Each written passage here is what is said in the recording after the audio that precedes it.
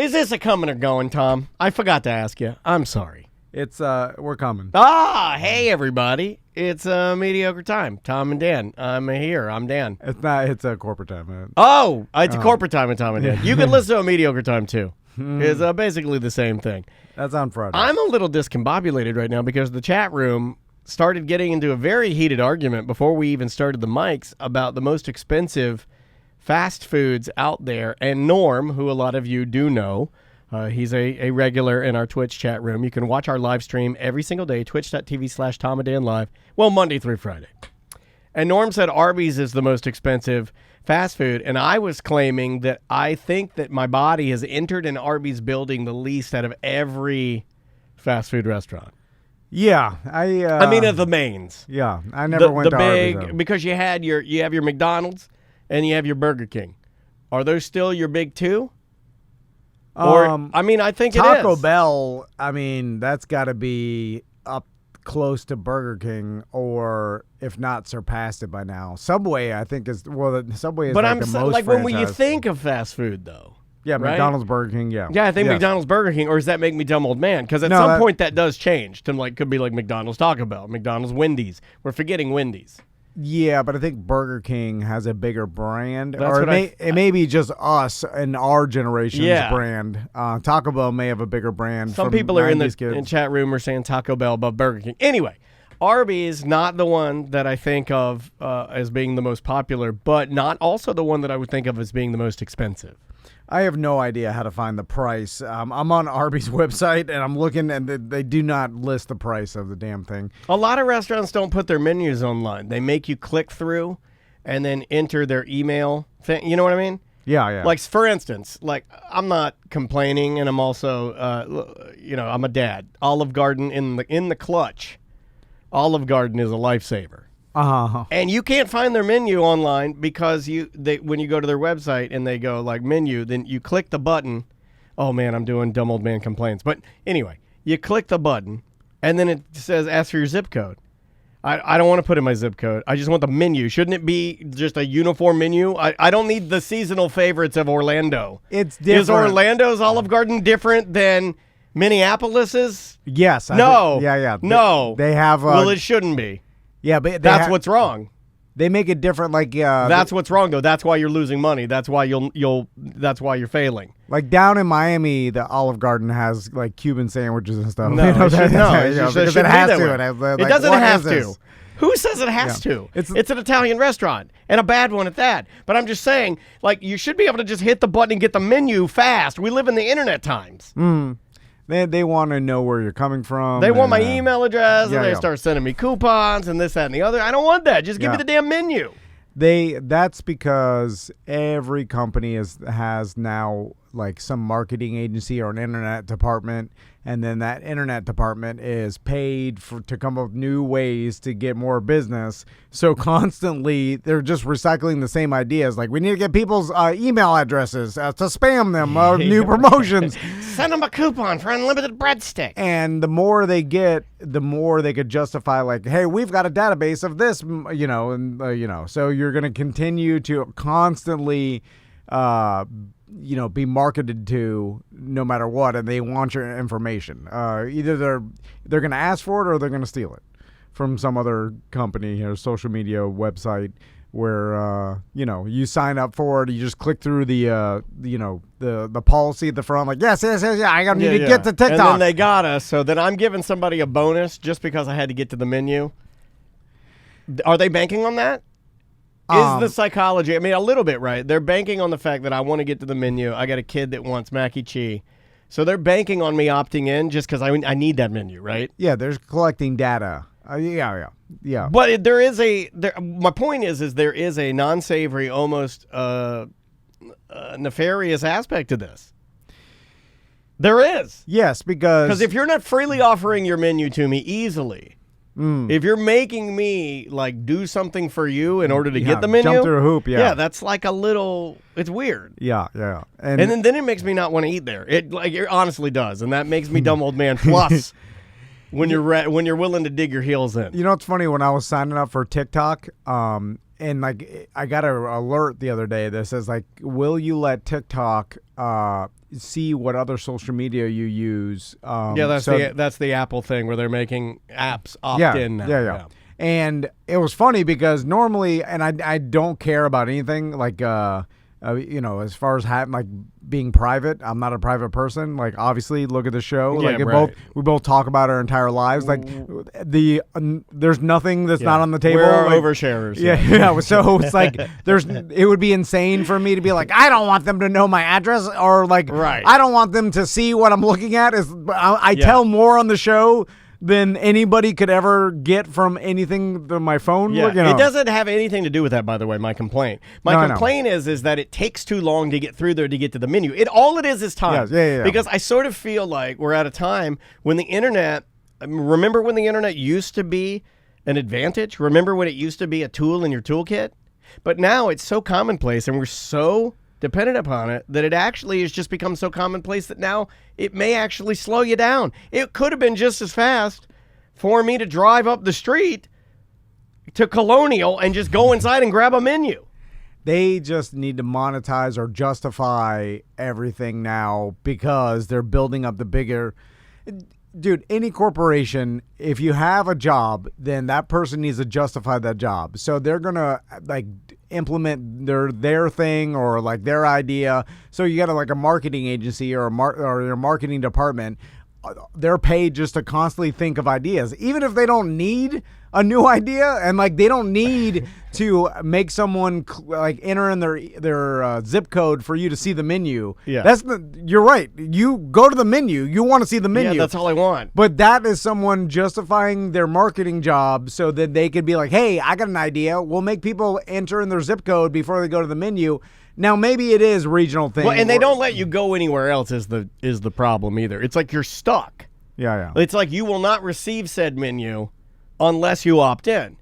Pop-ups don't even bother me that bad because a pop-up, okay, I get a pop-up on my screen, just exit out. Yeah. This is literally not allowing me to go forward until I opt in. I'm like, that's kind of gross. It's got to be because regionally the menus are different, and so they probably had maybe they had a problem, or corporations, just so they don't have any sort of lawsuit or problem, they're like, we have to make them enter in their zip code.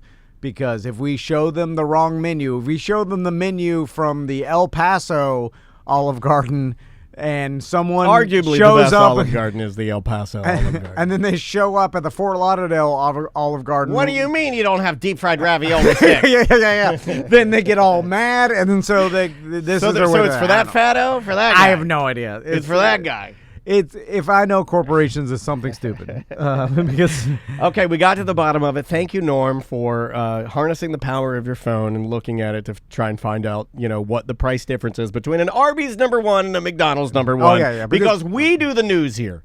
You can listen to any other show in the history of shows, but when we ask the questions that people want to know. Norm said Arby's, that's too expensive, or that's expensive. And I was like, well, there can't be that much of a difference between the Arby's #1, McDonald's #1. Okay, you ready? Yeah. Okay.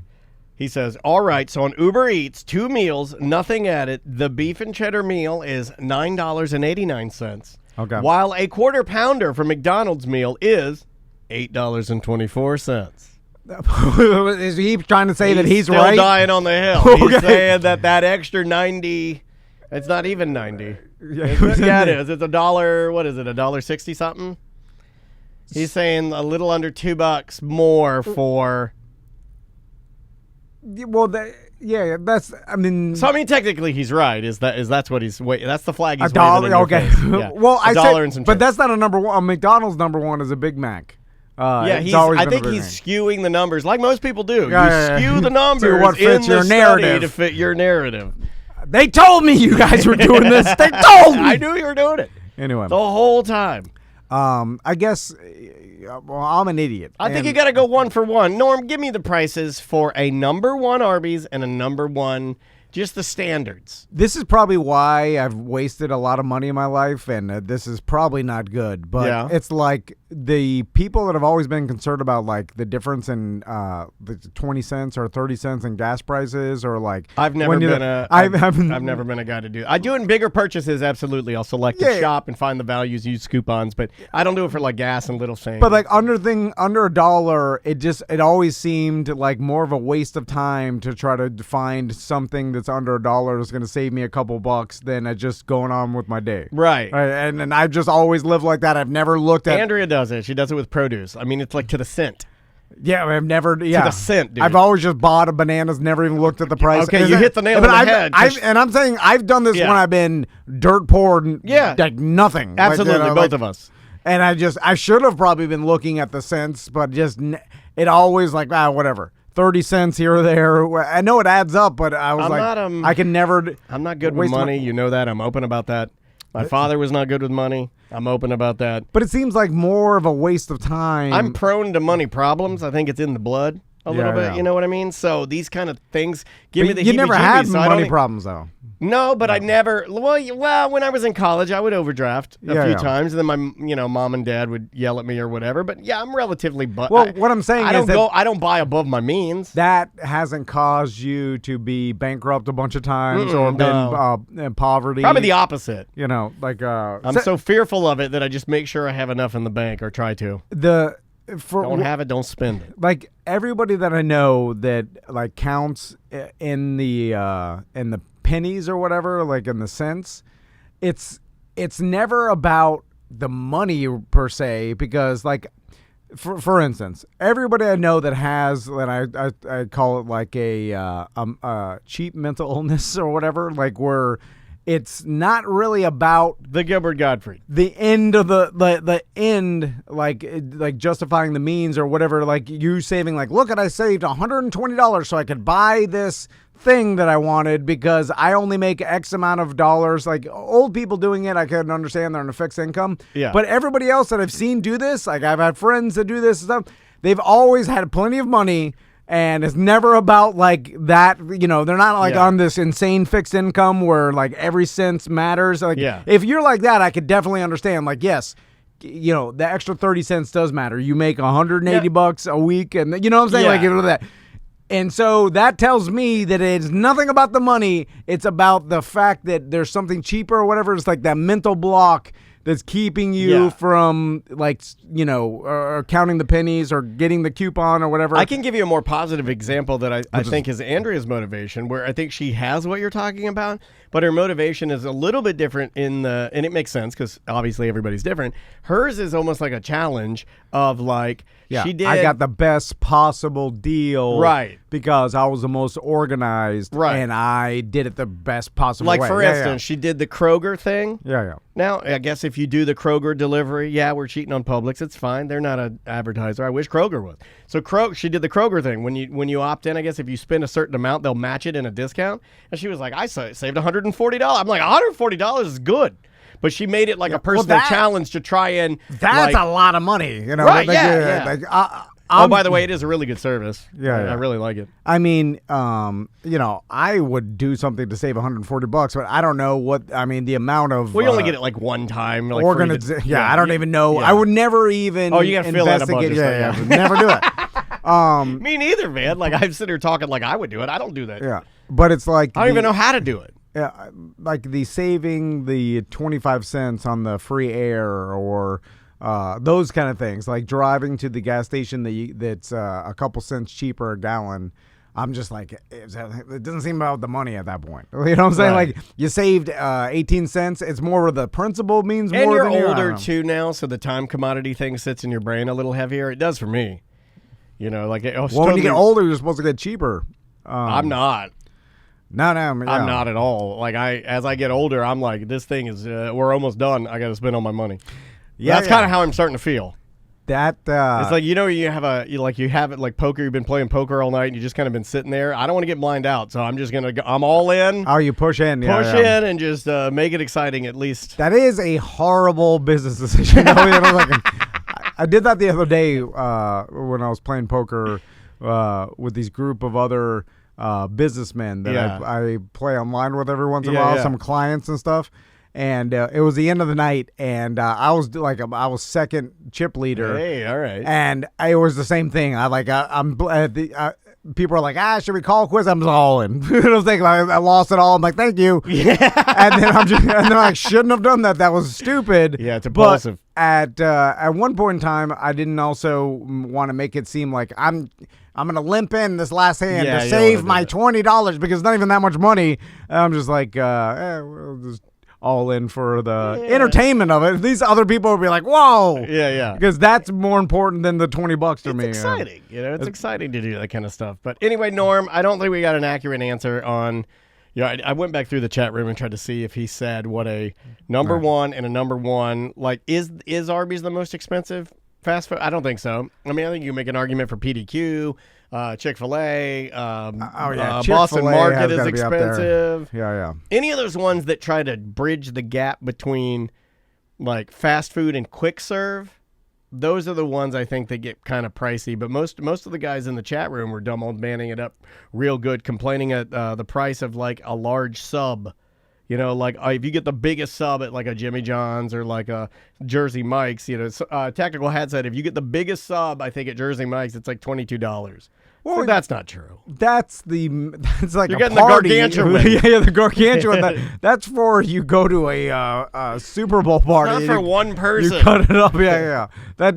You should not eat that to yourself. No, you should not eat that yourself. What was that, 8,000 calories or whatever? I don't even think I know what real portions are supposed to look like, because when I see what dietitians put on plates, I'm like, that's nothing. I'm like, I'll be miserable. Dude, you're supposed to eat 2,000 calories a day. Like, that ain't much. No, it's not. If you go through and see, I mean, that's why they started putting, I wonder how much that, when they started adding the calories to fast food menus, how much that's actually affected people's purchasing habits. It's got to have done something, because when you see it, and you're like, God, 1,200 calories. Like, it's the milkshakes that blow my mind when I see those, or the ones that have like candy and stuff in them. Like if you get like a Reese's milkshake or something, you look at it and it's like an extra large or something, which is an extravagant amount of ice cream, right? And you look at it and you're like, that's like 2,200 calories in a drink. Yeah. You got to earn that. You got to run an Ironman. You can't just be Wednesday afternoon coming home from work grumpy. No, he's right. Tactical Hat says, I'm sorry, a giant Chipotle cheese steak from Jersey Mike's is $20.40. Well, a giant. But that's for one person, I think. One big construction worker. That's what he eats. I don't think that's for two people. But it's not even the guy ordering that is not a shareman. Is the giant more than a foot? Yeah, it's like 2 feet, right? No, I don't think so. It's like, I think they do, like, what do they call it? Like a 16-incher or something? The regular is something, but the giant is... Tactical says it's a foot long. It's just a foot long? Norm says he used to eat giant cheesesteaks in one sitting. Y'all are crazy. Dude, I remember we had, when I was But you and I used to eat some pretty disgusting breakfasts, like foot-long Italians and pizza slices and... hamburgers. Yeah. I eat like a pub hamburger, like the one with a knife in it. I'm eating that like 6:30 in the morning. That's disgusting. Yeah. That's disgusting. When I used to work at Substantial Subs as a teenager, there was this one morbidly obese man that came in as a regular, and he'd always come in during the week at like pretty much at 15 minutes before he closed. I don't feel bad for those people, because you're giving that guy a little bit of enjoyment. You know what I mean? Like, he's really looking forward to that sandwich. We didn't feel bad. Like, he'd get the double steak bomb, and that sounds good. And it was double meat steak bomb. What's the bomb part mean? Like, is that got all the sauces and stuff? No, all the grilled onions. Oh, so the bomb is all the accoutrement. Yeah, onions, green peppers, mushrooms. And I think you do a teriyaki steak bomb for extra sodium. And we would get hold on a second. We would get such delight making it for him, like, because you made him happy. I'm being serious about that. Like, I want to clown that guy. I mean, like, he enjoyed it. Me and the wizard or whoever's there, Donnie, we would be like, he's coming in, and then we'd make it, and we'd do extra, and then we'd weigh it, and it was 5 pounds. Dude, it was 5 pounds, because we had this meat weigher. And with the scale, those are called scales. How dare you? I'm waiting for you just to punch me square in the face. I said meat weigher because that's what you use to weigh the meat. Yeah. I know. It's called a scale. Idiot. and 5 pounds, and we'd be like, "Oh my god!" and we'd wrap it Wet up. or dry? How do you like it? Wet or dry? Oh, we'd make it extra wet. Oh And man, then- how do you even eat that? And then The look of glee on his face. it would barely fit in the sleeve because Yeah. like we'd roll it, and then it would become a You contest. gotta roll it like a sleeping bag at a camping trip, or you can't get the strings back around it. We'd roll it like one of those ladies that work in a cigar factory that has like tight. We'd fold it over like Make sure that outside leaf is tight. and then barely get it in the big and the every sub bag is made the same. I don't know why. It's a white bag with a cartoon sub on the outside that has a face like, He's like, he's like dancing. I'm big, eat me. Yeah. I got extra sodium. And then if every like independent. Did you mom- hold on? I got a question. It's a big. I get excited when you tell your subtales because Sam has a dream that you make us teriyaki steak bombs live on the Blackstones, and we're making that happen this year. Okay, yeah. Because the go-to show's back, baby. Crystal got me this. I know you got one. The spatulas. We're doing it with like ding, ding, ding, ding, ding, ding. You know, I could chop it up. Don't feel bad. You said that right. You flip 'em. hesitated for a second. Yeah, Dude, you're in yeah. good company here. I'm not going to insult you. I want these All subs. right, yeah. But here's what I'm saying about the rolling of the sub. Now, how would you do it as an actual trained subman? Is it sub made, cut in half, roll 2 separate pieces of paper, No. or is okay? Walk me through it. No. I don't like I don't like it rolled in 2 separate pieces See, of paper. I do not like that. I don't know if this is interesting to anybody, but there's 2 styles. It's better There's- than COVID talk, Tom. There's Hungry Bear style. All right. Which was competition down the street. Hungry Bear. And like substantial By the way, style. Hungry Bear is the only sub shop that has been mentioned multiple times in emails to the show because still because around them. Substantial, I believe, is gone. Oh, yeah, but gone. Hungry Bear, it made the distance. In fact, next door, my buddy Fernando is still like one of the GMs of Sports Grill, and Good wings there. they're taking over. They just bought it, and they're taking over the old Substantial and expanding their Sports wow. Grill into the old a Substantial. lot of bad memories in there. Well, there's a lot of. I mean, I told you about the buddy trying to rob. Oh yeah, there's so many good stories. And he went from the cooler and tried to walk across the drop ceiling like here. There's light. It looked like the drop ceiling in here, and then he fell through, and one of the lights was hanging. He fell on the ground and then left. And then the next morning, the manager showed up, and then the whole roof was collapsed. And he was like, he called the guy, I was about to say his name, and he's like, "What happened last night?" He's like, "I don't know. I left, and everything was perfectly fine." It was like, obviously, someone tried to. I certainly wasn't walking out of the ceiling. Anyway, Tracy. so In our Twitch chat room, twitch.tv/TomAndDan Live, you can watch our live stream daily. She was a subman, cheesesteaks sub girl. Did you know that? where at though? Because that it matters. If you work at Miami Subs, Yeah, if you worked at Subway, you're Subway, not a yeah, sub, no, subman. no. That's not even. That didn't even count. mom and pop, purely sub shop. Yes, It doesn't mean subs only. that you made some calzones No. and then you made some subs Get too. the hell outta Subs here. only. Anyway, so I'll tell you how it's done. So then you cook the meat. Okay. On the grill. You add your onions, peppers, green peppers, whatever. When Then do you put my sodium on? Well, then do you want it honey mustard? Do you want teriyaki? I want to go teriyaki steak know, bomb. so please. yeah. Double teriyaki steak bomb. So I grill the steak, onions, green peppers, mushrooms, and then I spray on the grill the teriyaki. Lots. Oh yeah, sodium steam.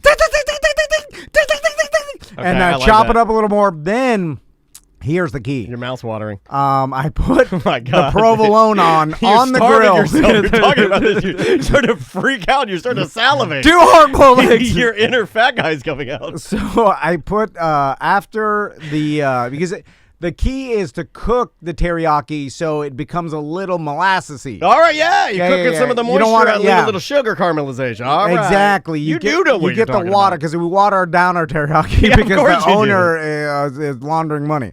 So anyway, after it caramelized a little bit, the teriyaki, I put the provolone slices on the grill. All right. And then I give it a beat. I usually give it about 8 Mississippis, right? Oh, a Until little longer than I would think. until the cheese melts. Then here's the key. I slap it with the side of the spatula and creating a 50-50 divide.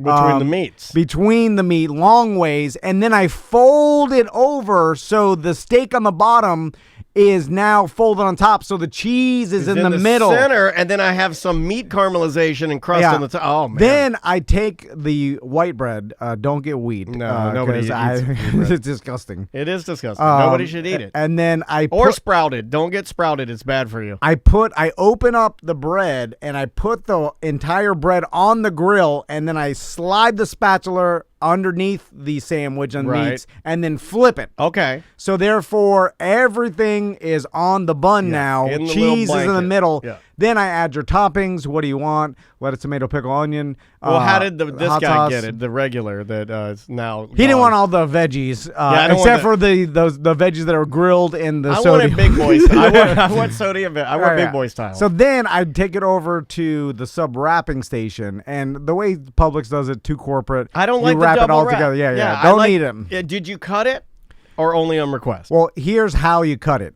Because some people, they grab the meat and then they're like... you're BFing it. I'm like, what are you doing? You're literally tearing it apart. You take the wax paper and then you fold the wax paper over the actual sub. Then you cut it through the wax paper and then cleaner cut. So one wax paper has a cut in the center, right?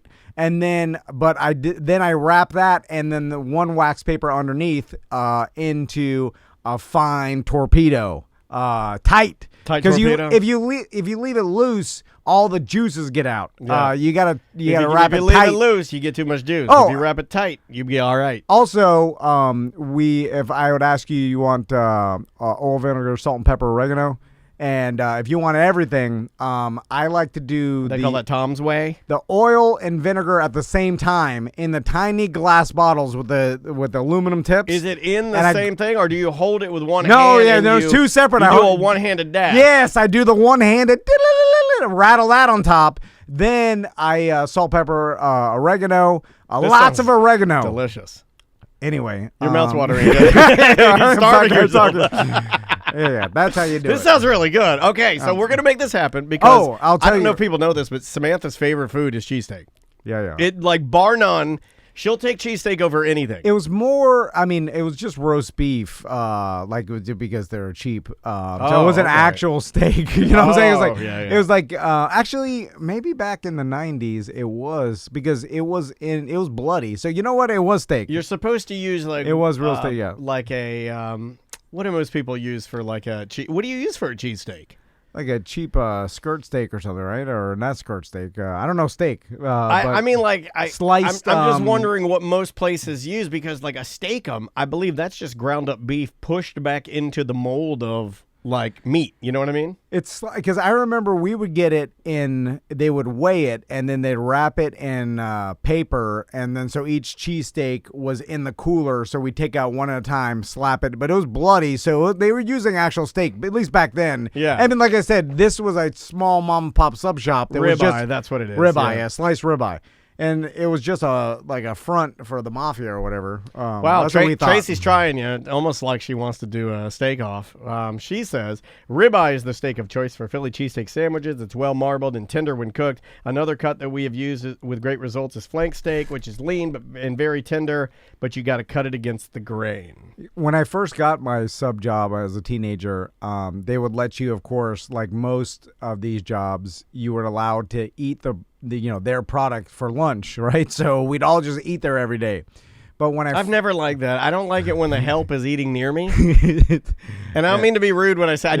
I know just as a statement that sounds very off-putting and kind of harsh, but we would sit in the back, not in the back, but in the back side cooler, above the prep cooler, and then we'd sit on a bar stool. I don't like seeing your hands and your mouth moving, knowing that that's the same hands and mouth that make my sub. I know that sounds crazy. Oh yeah. Well, this back then, I mean, licking your fingers. I can't do that. There was this old man that go out to your car that was the manager, but he eventually just let us and my Miami friends we worked our way up to manager, which was just they would allow us to have the keys and lock up at the end of the night. So most of the time it was just us running that sub shop by ourselves. So it was like me, the wizard. Fernando eventually went to Sports Grill. Yeah, he wised up because he could make more money. But it's like, and then me, Brian, Hugo, who was a bodybuilder. Wait a minute, bodybuilder Brian, we don't. We well, don't- no, there was Brian and then Hugo was. Wait, Hugo was the bodybuilder? Yeah. Still bodybuilders there. We don't really hear a lot about Hugo the bodybuilder in your stories. He was a fringe, Minor character? Yeah, he was a fringe character that was never like he ran in different circles than us. Yeah. Like Hugo and Brian. Like in Archie comics, he would have been like Moose and Midge. Yeah. Incidental characters. Occasionally they'd have an arc, not very often. Like I've told you before, Brian had at one point a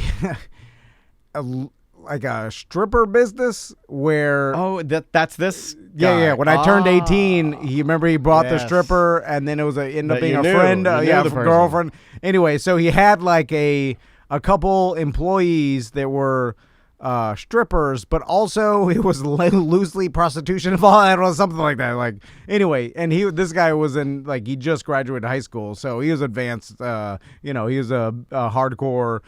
Shady businessman early. Yeah. But Most of those kids get mustaches early too. yeah, I think he's a legitimate businessman now. No, I but haven't you know, talked to like him the in kids that like want to 20 get into years. business early, like at my middle school, were always the kids that had like small, wispy mustaches. Yeah, yeah. You know, you weren't an early mustache kid. Neither was I. I didn't. But we all had them in our school. I didn't even have armpit hair until I was like 15, and then it was wispy, translucent armpit hair. I don't even want armpit hair. No one wants it. But some people some people do because they grow it. I just don't think they care. Oh, like wanting okay. it and not caring, two Okay, different things. that's Yeah, true. yeah. Because although I've accidentally shaved all my armpits before, and when it grows back, Why'd you do that? My buddy Andres said he's like gross. You got long because he keeps his groomed. You know what I'm saying? Like Groomed? What, he trims it? he trims it down so it's no. like You don't have to trim your armpit hair. That's well crazy. he had the gable and it's different. It's culturally. yeah. Like I don't think that culturally Latin friends of mine trim their armpit hair. I'm gonna go out on a limb and I'm gonna say I disagree. Well, if you're a groomer, that's the thing. Some people their fade is always tight. Is this what some people you're- refer to as metrosexual? I get, yeah. I mean, he was always his hair was always On point. Perfect line, perfect gable. He never left the house with a disheveled. Yeah, it always looks good. He does. He does always look very yeah. nice. So then he'd shave his Always armpit hair. smells good. He's one of those guys. And I'm the exact opposite. I stink. I don't care how he looks. I've been stinking more Hence lately. the stooge, that was prime when he lived here. I had prime stooge, and he'd tell me, he's like, "Dude, why do you have that haircut?" And I used to tell him like, all white people's hair are like this, But it wasn't. No. And he's like, "I don't know." He's like, "I see other white people. They have their hair is not like that." I'm like, "Nah, you don't I see understand, a bro." lot of white people that have hair like that. the Go Miami. to any Gator game. When he came up here, that's when he knew. But in Miami, it was just me and the Wizard and the Grizz was the only white people that existed in Miami. Well, at least the Wizard would have like long hair. Yeah, but he had long doo-doo dreads and That's cooler disgusting. than the Stooge. What's he got now? Long? Oh yeah, long, straggly, like environmental scientist. Greasy Kid Rock hair. But I think he has to keep it in a bun or something. I don't know. They make him do that. The government, they're like, "Oh God, put it in a bun, Kid Rock." I don't know. Once you work for the government, man, the government, that's an easy job. We need to talk to people that work in the government and just talk about how much of a joke everything is. Oh, yeah, because it's- every story I've heard of anybody that works in the government, it's the same one. It's the same thing of like, oh, it's ridiculous. You can never get fired. This job is, no one cares. There's no accountability. Everybody's here just like, hey, be cool. Don't work Let's too just hard. hope it continues. We're gonna need it. That is what it is. Would you like to do a couple of voicemails as we ease out the end of the segment, my friend? Yeah. If you want to leave us some, you can send us emails too. show@tomanddan.com for emails. If you want to leave us a voicemail message, super easy, and there's two ways to do it. You can call our number, 1-844-TOMNDAN. That's 1-844-TOM-N-DAN. Leave a voicemail message that way, or get our app. All of our content's on there, completely free. It lets you know when we're streaming, and we stream Monday through Friday. It's super duper awesome. All of our content's on there, and you can sign up to be a BDM member. Oh, real quick. Please. Going back to Hungry Bear's way. Hungry Bear, they put their veggies, their cold veggies, their pickles, lettuce, onion, tomato, anything cold in the all the vats. They put theirs on the bread and then put the meat on top.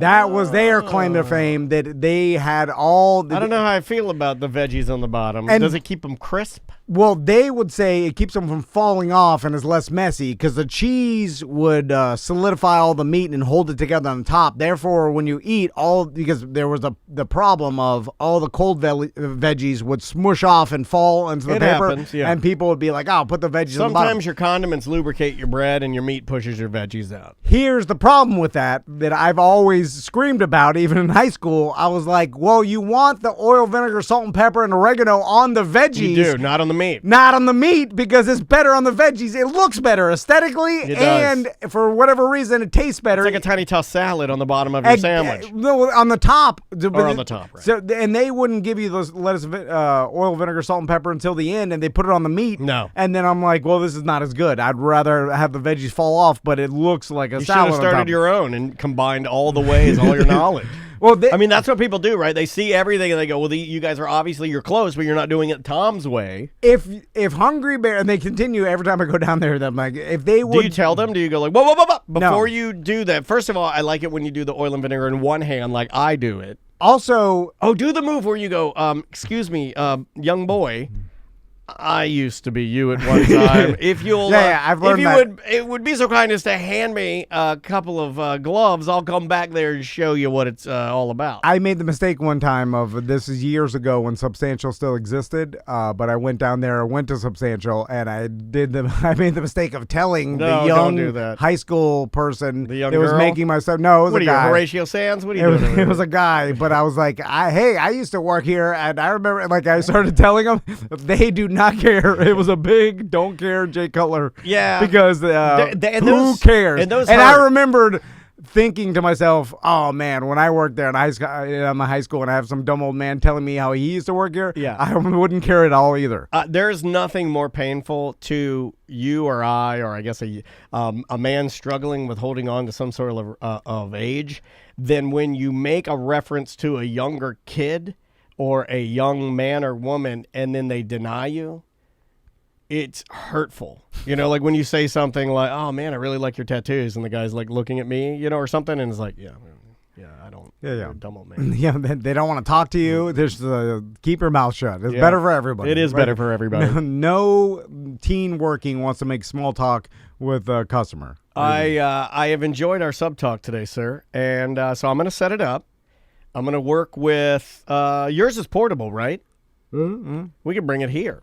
It is kind of small. I'm used to working with a bigger I'll bring mine. surface area. I can bring mine. Yeah. I need a bigger surface Yeah, I'll bring area. mine. And what we'll do is we'll set you up outside, right out back. Yeah, and we can even put a camera on it and everything. Like we can do it up big, and we can do us like you can make subs for us. Show people how to do it. Well, I need the.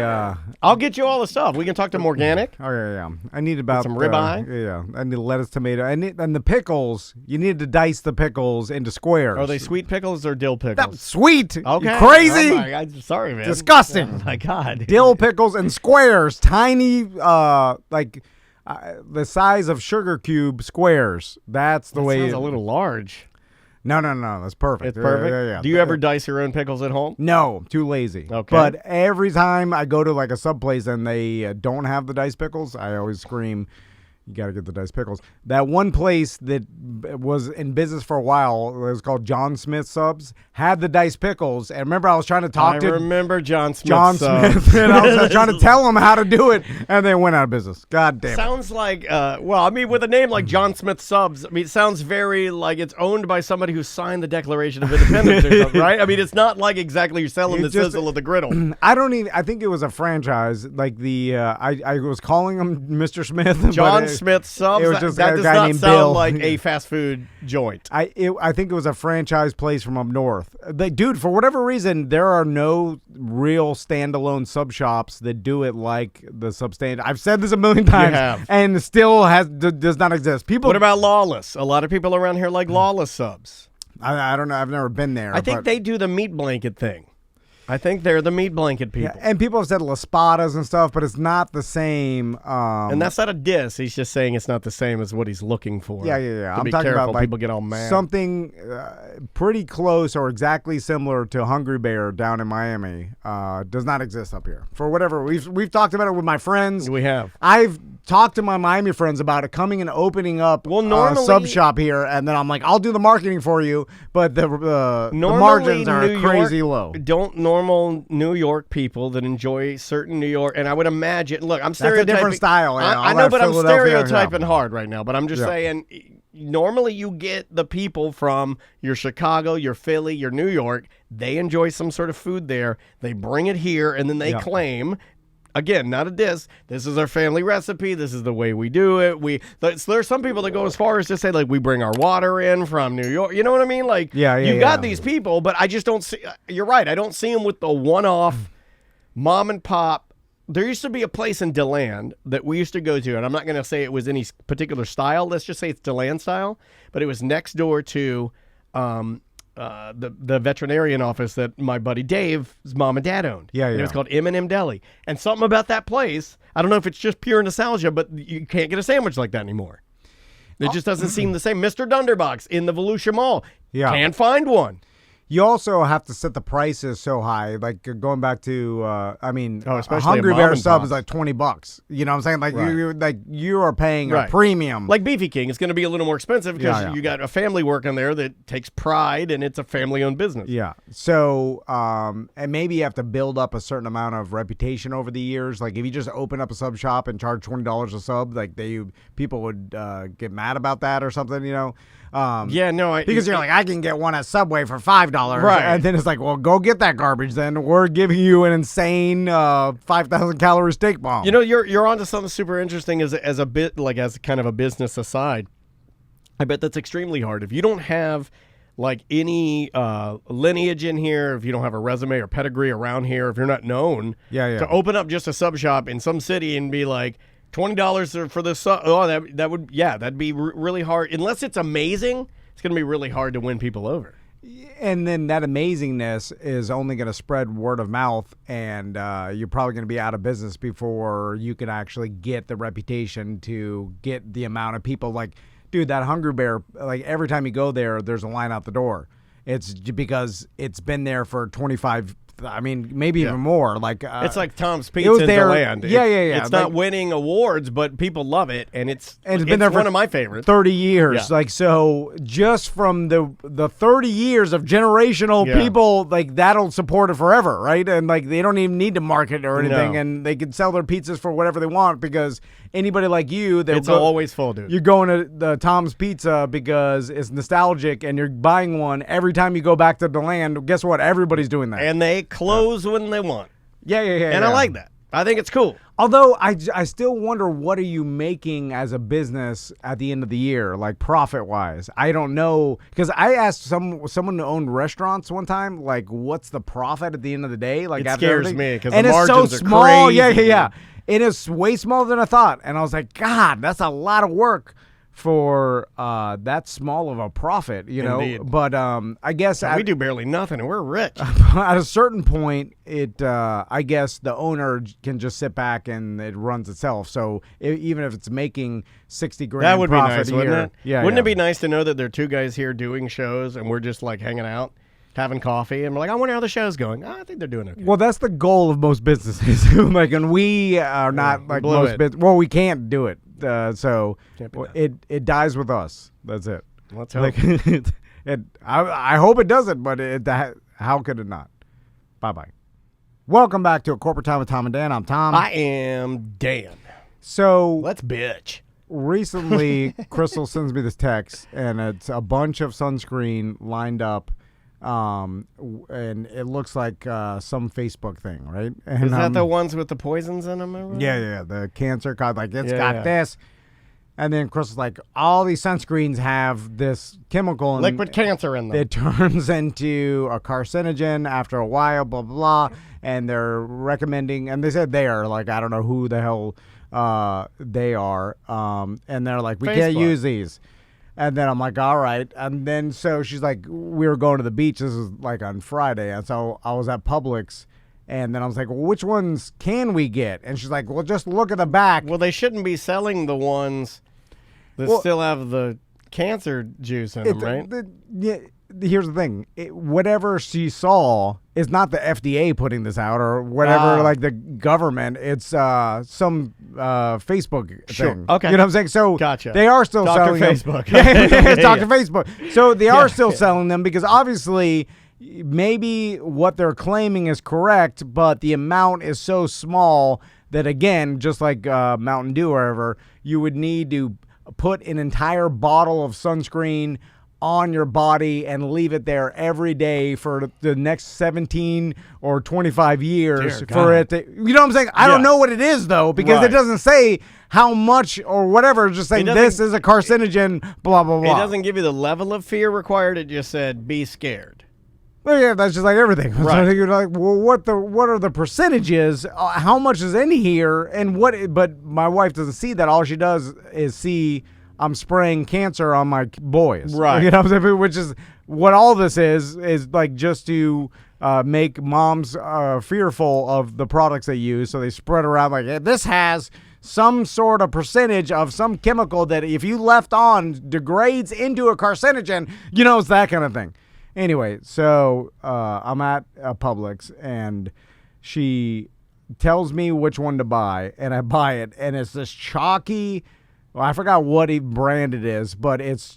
Yeah, because they took out the stuff that makes it good. The stuff that makes it good causes cancer. It's going to be chalky when you take out the cancer juice. And then we're rubbing it on Tommy's face, and it's just complete white face. You can't do that. You can't say that. Which I did say that. I was like, we made our sons more white, which can be perceived as some sort of racial thing. They're like, I want to make you more white. You're a little bit pink.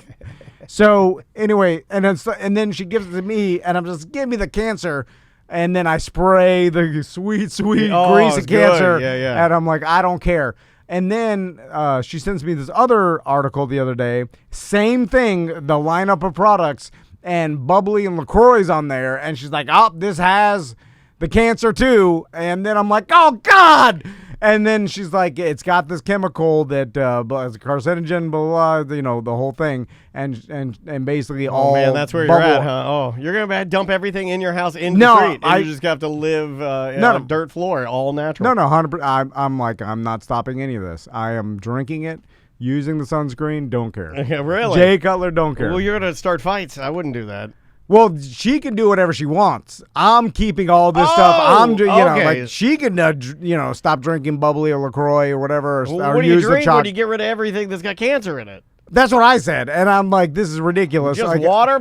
And I'm like, all these other things I'm doing are way worse than this small chemical or whatever that turns into a carcinogen. So unless I'm totally healthy, and then I finally, like, if we get to the point where I'm like, I'm cutting LaCroix out because it has this chemical, I'm doing good. Well, what is the chemical? Did you look into it more, or do you? Yeah, look into it. I don't care. Right. I'm like, give it to me. I would like. You know, I don't smoke a pack a day, but I'd still smoke one cigarette at the end of the day. It is fine. Oh man, that'd be good. I want to look up what this like. Is I don't have the self-control. Both of the bubbly waters. Okay, so it's bubbly. It's basically everything. But LaCroix and Bubbly were on there. Again, I don't know what the hell it was, but I got the screenshot of some Facebook meme. Risky PFASs. Some sparkling water brands may contain high levels of risky chemicals called PFASs. It's just all a bunch of fear mongering because for sure I would imagine that these companies the stuff they use have been tested, and it becomes one of these things where, yes, in high enough volume of it, like you would there's have chemicals that don't break down. That's the that's where Crystal was like, forever these chemicals is what they're called. forever chemicals that are in your body, and then and I'm like, forever. I'm not even gonna be alive that long. The tomorrow, and the forever chemicals. I'll be dead from something way before those chemicals cause my death. You know what I'm saying? Like, if I live for 150 years, there might be a buildup of like, oh, the PFS got you. Well, but a heart attack is gonna get me at like 72. Yeah. Well, that's coming. Well, I start thinking about it from the standpoint of, well, how long have I been drinking the PFASs? Your whole life. Like, how long have? So, how is it possible to test how much forever chemicals are in my body currently? No. I mean, this is all, I imagine, just people put it out there, get shared. Yeah. And again, so what's it's really the level? not to help people. It's really just to get shared, then, right? Once Crystal has seen it, now she can't get it out of her head, and she's like, I don't want this. I'm like that. And then I'm just like, you have to ignore it. I'm like that. It's hard to push those things out of your brain, man. Like, if you start looking into everything, like everything we eat, every processed thing, everything, what I'm saying, like, it all has something. You dig too deep, you're gonna, you want to get to growing your own food and like slaughtering your own. Well, Crystal don't have to do that, but like you want to. It's impossible. I don't think it'd be possible for me to do that. Yeah, you cannot do that. It's not feasible for any of us to do that. I couldn't Rob Greenfield it. No, so it's like, unless you're doing that, you are ingesting a certain amount of chemicals that are probably, those forever chemicals, things that stay in your body. But again, I need to know how dangerous. Right. That's what I'm saying. If you just say, oh yeah, these stay in your body forever and may cause this after a certain amount of time. But I need to know quantity. I need to know exacts, because then I'll do the math of like what, Right. They're like, if you drink, if they say if you drink more than 3 LaCroix a day for 20 years, it could be bad. Then I'll be like, well, I do that. I do more than 3 LaCroix. Like, I do about 10 bubble waters a day, and I've been doing that for 5 years or whatever. I drink at least 1 a day. At least 1. Yeah. I don't think I've had a day where I haven't had one in a couple years. So then I'll be like, well, I got to dial it back. But if you're like, well, it would take 50 a day for 50 years, then I'm like, fine. I'm way under that. Give me the LaCroix. Yeah, because I was talking about danger, or like getting used to danger last night with my wife. We were watching the show Big Haulers 401 or Big Truckers 401. It's a show about these guys that have those massive mega tow trucks, the ones that tow semis, and how they recover these type of 18-wheelers in Canada in the crazy weather and stuff. Yeah. And so you got this guy out there, and he's working with multiple tow trucks at one time. Like, one's pulling the back, one's pulling the center, one's pulling the front. They work in tandem, that kind of thing. Pulling some insanely heavy semi off the side of the road with cables that could snap and take your head off. And it had fallen over, right? And they're pulling this thing up. It had 45,000 pounds of textiles inside it. Mm-hmm. And they needed to ride it. So they couldn't figure out how to do it. But this leads me to my point of, thinking about danger. These guys are out there in no less than 7 to 10 times. Giant chains that are connected to the front of this truck would pop, sending a metal ball with a hook on it about the size of this microphone. So what is that? About the size of a softball, let's say. Oh, yeah. At the guy behind him, and it would go inches from his head, and then it would slam into the truck. No, I'm not kidding. Yeah. And kang, and then he'd be like, oh, man, I almost died. And they did that like 9 times, and I'm like, okay, well, what's gonna, like, why are they that cool about, like, the show? That's a reality. It's crazy, dude. That's actually not a bad show, because it's kind of boring because there's not a lot of action, right? They're just moving trucks slowly. But man, it looks dangerous, because you got cars that are still driving on the left side, and on the right side you got chains that are popping and whizzing by your head that could kill you instantly. Yeah, and that to me is now that's danger. Well, that becomes the problem too with everybody. They can't put themselves in other people's shoes and understand their perspective, which is hard to do, because very hard. And listen, it's hard for me, hard for everybody. But some of these guys, like, and that type of guy will get mad because he has to wear a mask in Publix, and you're just like, just wear the mask. But his Right. reality is like, I almost died 10 times yesterday. I don't care. You know what I'm saying? Obviously, his risk level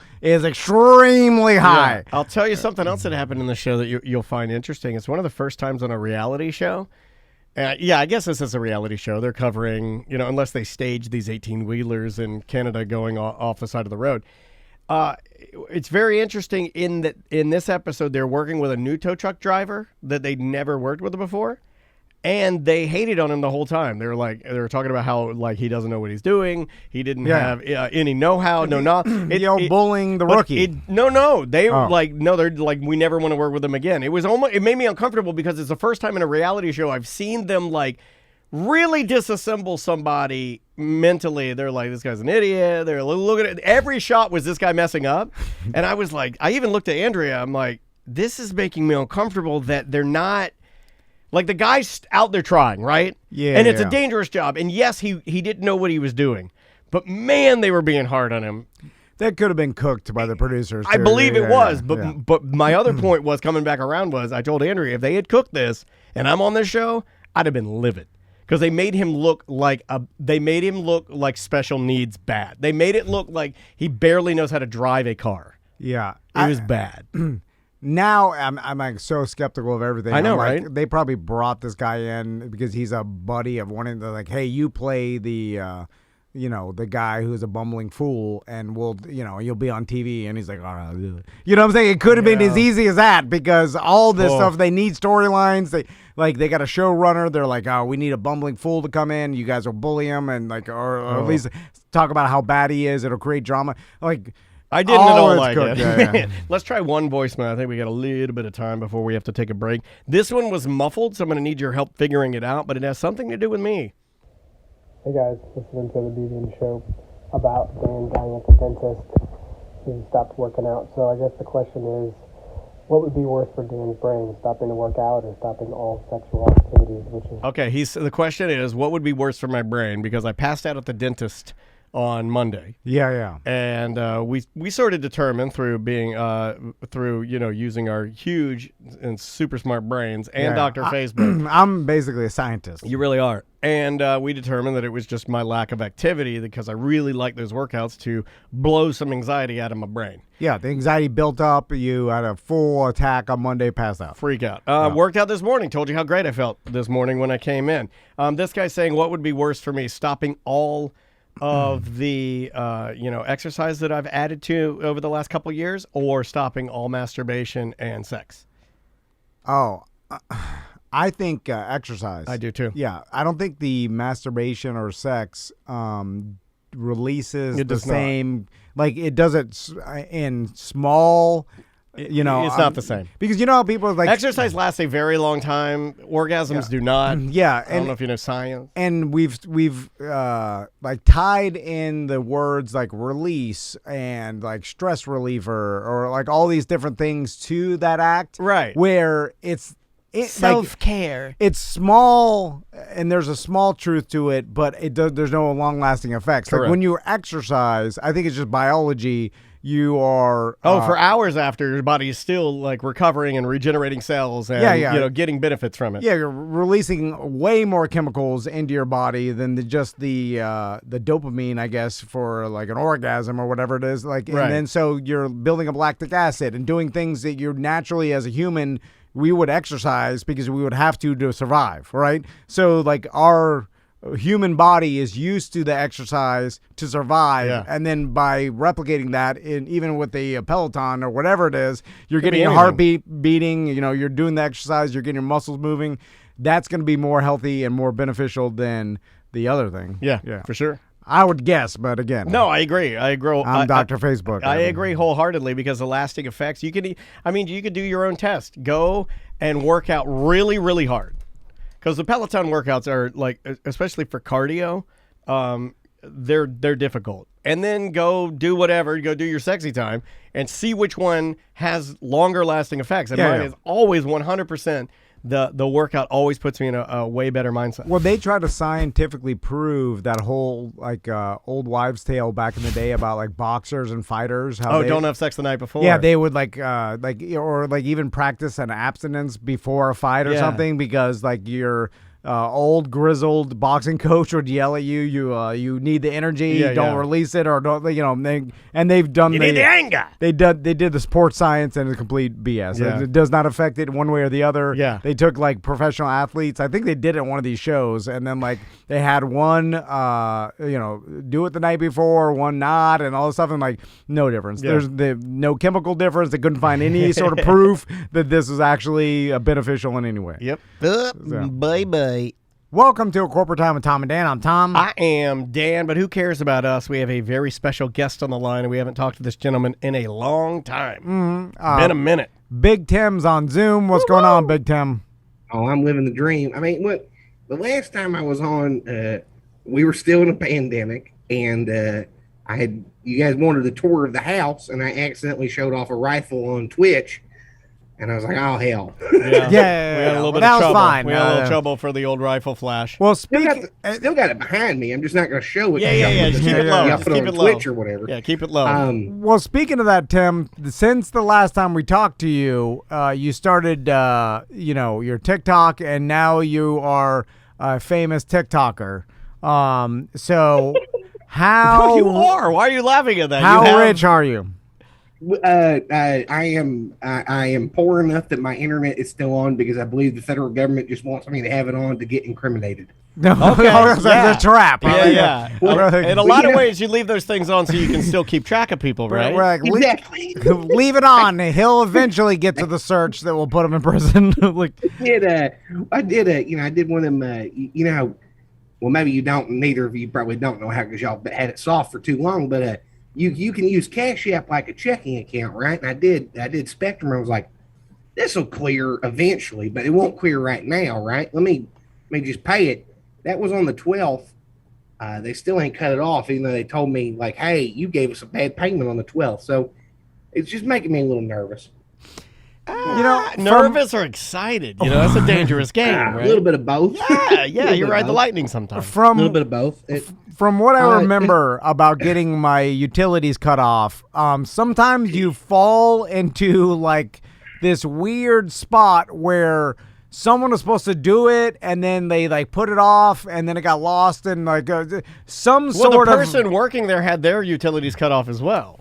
Yeah, So yeah. they're a little more lenient. And I remember like Maybe. not paying a bill for an extended period of time and be waiting every day like today's the day they're gonna cut it off, and then they didn't do it for like 18 days, and I was like, whoa. And then I'm like, did I get like, I think they're probably still It's like charging me, but they do it when you get comfortable, right? Like they do it after, like you said, 18 days. You get to like the 19th day, you're like, they're never turning it off. Then they turn it off. yeah. Well, it's feeling very much like Frank Sabaka from season 2 of The Wire, where he didn't pay his cell phone bill and it didn't get cut off, But that's neither here nor there. As far as TikTok, though, I am only mildly famous on TikTok. I went viral, like true viral, 5 times on there since the first of the year. Nice. But recently, I have not had the best of luck. But I had one get picked up by the algorithm last night about Little Caesars, and that hit 25. Well, hold on, I ain't checked it today. To be honest with you, you woke me up, Tom, and then I replied back. Have you looked to see, like, have you figured out in like the algorithm? Let's talk about that for a second. Do you know any more than you ever did, or is it always ever changing? Is it alive? What is it? TikTok's algorithm is so it hit 56K likes. Nice. Since yesterday. Congrats, dude. That's awesome. Which is nice. It's up to that's my first one to break 10,000 likes in a while. But I also got banned for a little while. Yeah, they said they were going to delete my account. I was telling Tom about that, and he's like, "Why?" For what? Multiple repeated community guideline violations. So TikTok's got really weird content moderation, and it's got a really weird algorithm. The algorithm on TikTok, you can tell when you get like when they're mad at you, because I won't show up on the For You for nobody, right? Because they've got two feeds for TikTok. They've got one that is your For You, which is one that's a curated one that pops up all the different videos every time. And then there's your following that's just people you already follow. Gotcha. And I'll routinely have a video that won't get out of, it'll get like 80% from your followers, which that means people were on your following page, that feed, and they were checking it and saw it, which is very rare that people do that. Most people do the For You, right? And I can tell it's especially after I get explicitly political. But yes, why I got banned? Well, because I'm explicitly political now. I'm like full mask off, fucking leftist. Beat that one or whatever. But No, I got you. I forgot which one we were doing. Don't worry about it. The radio one now. Hey, There's no Sam next to you. So I was like, oh hell. You're fine. I'm writing it down. It might get cut out. And so I had a video. My most recent video, other than the Little Caesars one to get picked up, was me talking, because there's this guy on there named Modern Warrior, right? Who's this Native American fella. I think his real name's Lance or some shit. He's a real fucking buff dude. Okay. And he will start videos with people with, "Hey, colonizer," right? And I made a video. I woke. I was like, well, because I try to be funny on there, but also have a certain political message to it, right? Yeah. And I was like, I have to use. I was about to go cut the grass and shit, right? Oh, hold on, Big Tim. Daniel's feverishly writing down when you curse. I got them all. And I just started thinking about this. This is hilarious, by the way. We are cutting out the curse words for the FCC because this will be broadcast on the terrestrial radio. But you could say anything political or anything. You could literally say anything. You'd be like, mask, give you corona. Like literally, you could say anything you want. You could the stuff that you can say instead of the S word that I just said there, right? And the views you're allowed to express are absurd. What is allowed to be questioned and what is allowed not to be questioned is absurd in this country. And it boggles the absolute mind that, yes, you were correct. God forbid some children hear some profanity, but they can hear dog whistles to concentration camps all day. Well, they can. So basically, and I've heard about other, like, obviously social media sites doing it. It's like whatever, like, if you start getting into some political message or some sort of they try to throttle that, right? Is it because I don't want to get into politics or like agendas or a Big Tim Monday morning politics. Everything. Well, I think it's Wednesday, Tom, but no. Well, this will be played on Monday. Sorry, but I wasn't sure what day of the we live in an alternative reality. But there's two different ways to look at it. One is the company may not just want that content because it's decisive and whatever. They'd rather just push people away from it, right? So they're like trying to dissuade people from talking about this because they're like, I don't want it to turn into a big fight. Or they're trying to say we don't want this view or radical view or this control view, the message or entirely, or have some sort of political agenda. So what is it? So it depends on the company. TikTok is it's still got some linger left over from it being a Chinese company. It's got some aversion to controversial subjects, right? And anytime there's something real big in the news, there's some people working on making a content creators union, and they've been doing a lot of studying of the algorithm. Well, I mean, as much as you can study, because they don't release the data on these things. It's not public how any of these things work. So we can basically just do from conjecture and shit. Sorry, Daniel. You're fine. Don't worry about it, man. I've already accepted it. It's given to God now. Don't even sweat it. I forgot we were doing corporate time. I missed you. Now, You I'm be in the you. podcasting chair. Yeah. And I'm so used to podcasting from the podcasting chair.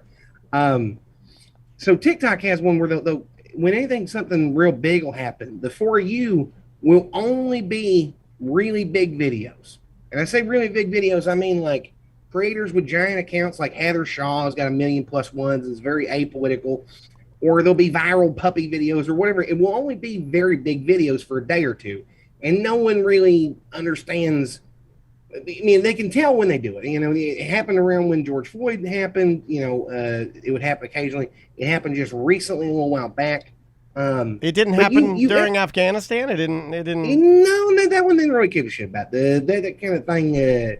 I get sorry, man. No, you're fine. No, keep rolling. Keep rolling. Don't even act so like much extra work for a show. No. I'm not gonna do this. I'm giving it to Sam when she gets home. Well, so the thing with but there are some that they want to push, like Facebook is becoming very, very right wing, right? And it's always been. I mean, every big anything is always going to err on the side of the status quo, right? And the status quo in this country, the Overton window has shifted to the right so much more than they'd like you to believe, because there's something called the ratchet effect. Basically, it's like we go 2 steps to the right, and then somebody will make us a half step to the left, and they'll go, oh, but look, we got back to the middle. And it's like, well, we still went 2 steps to the right, and we didn't come back.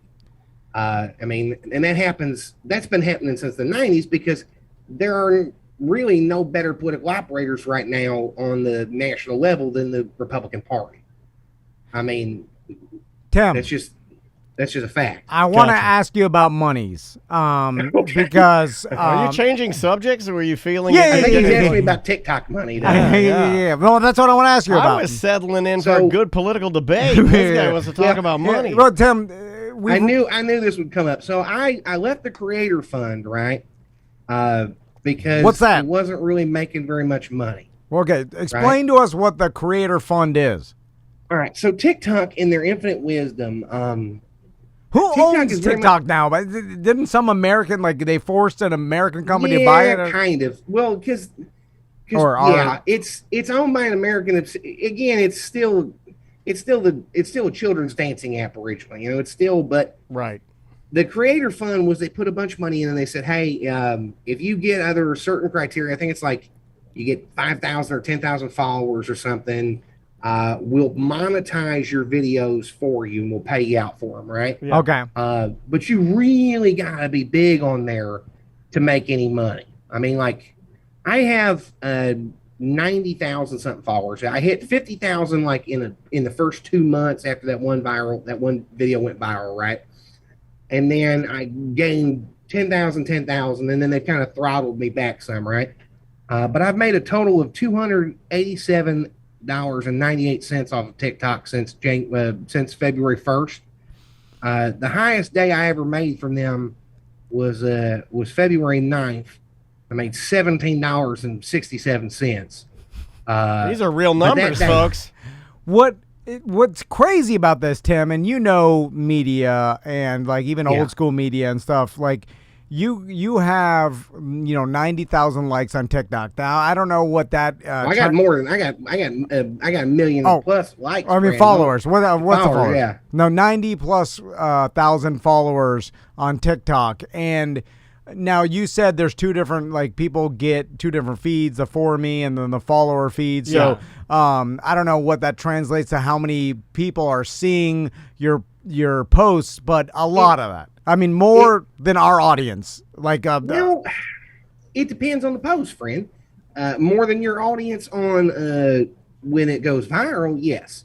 Less than your audience on a general recurring basis, right? I think TikTok's numbers are probably still pretty inflated, right?